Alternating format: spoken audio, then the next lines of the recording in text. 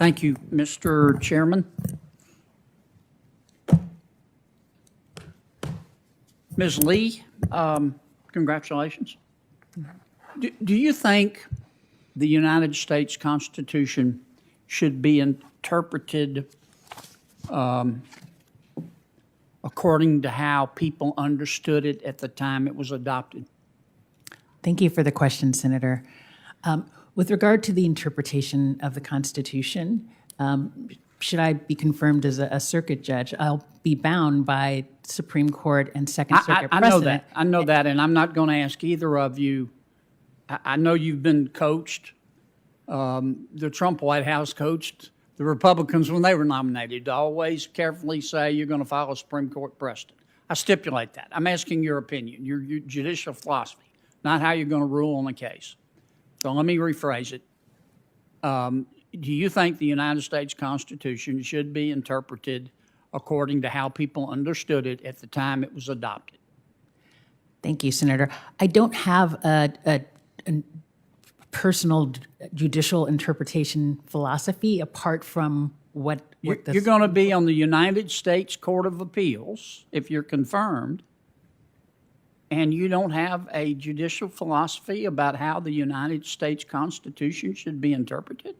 Well, Senator, in terms of how it would be interpreted, I'm going to be bound by how others have said the circuits, the judges interpret it. And so... Yeah, but we don't decide cases using algorithms and just take all the United States Supreme Court cases and put them in. And they haven't addressed every issue. Very few cases get to the United States Supreme Court. Let me ask it again. Do you think the United States Constitution should be interpreted according to the way that people understood it at the time it was adopted? And if you don't, that's cool. Some don't. Many don't. How do you think it should be interpreted? It's a very simple question for a Court of Appeal nominee. Well, thank you, Senator. I think the question actually is a little more complicated. The Supreme Court has... No, it's not. It's about as basic as you can get. It's Con Law 101. I'm not trying to be disrespectful, but and I know both, the thing now, but with all presidents, Republican and Democrat, is to coach the nominees. But you're going to be on the Court of Appeal at confirmed, and I'm asking you, how do you interpret the Constitution? I'm sorry. I'm done. I'm sorry. No, I'm sorry, Senator. No, I think certainly the interpretation of the Constitution has to start with the text, and to the extent that that's not, to the extent that that's unambiguous, that's what we work with. But in terms of whether or not, when there's lack of clarity and there's a need to look to something else, I do think that in fact precedent gives us a lot of examples. Let me try it again. The problem may be mine. The United States Constitution.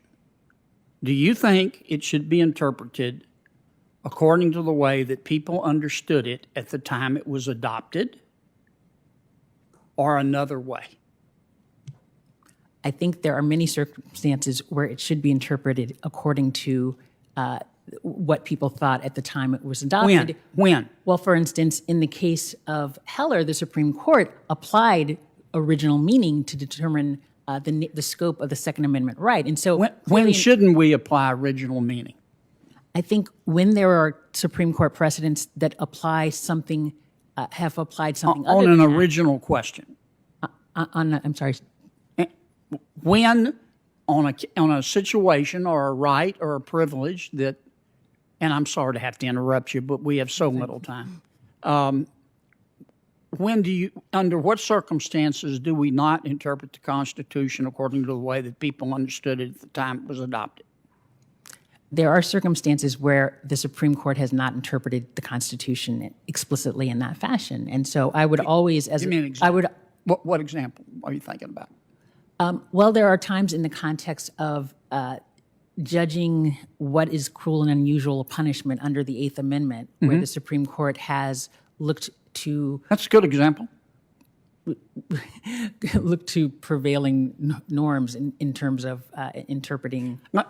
I got 15 seconds left. I'm sorry. Let me try it again. You get a constitutional case. There's no precedent on it. So you've got to interpret the Constitution. And I think I understand your testimony to be that sometimes we interpret the Constitution according to the way that people understood it at the time the Constitution was adopted, and sometimes we don't. How are you going to proceed? How are you going to decide which of those philosophies you're going to use on a particular case?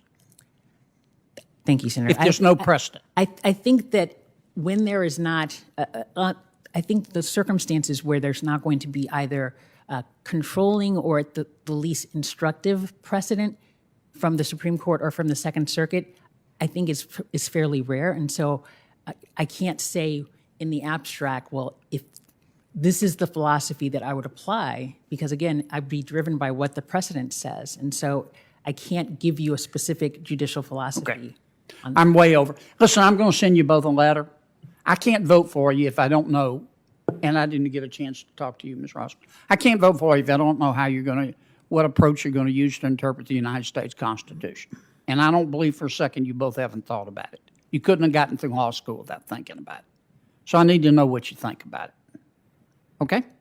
Thank you for your time. And I'm sorry I had to interrupt. No. Thank you, Senator Kennedy. Senator Cotton is online.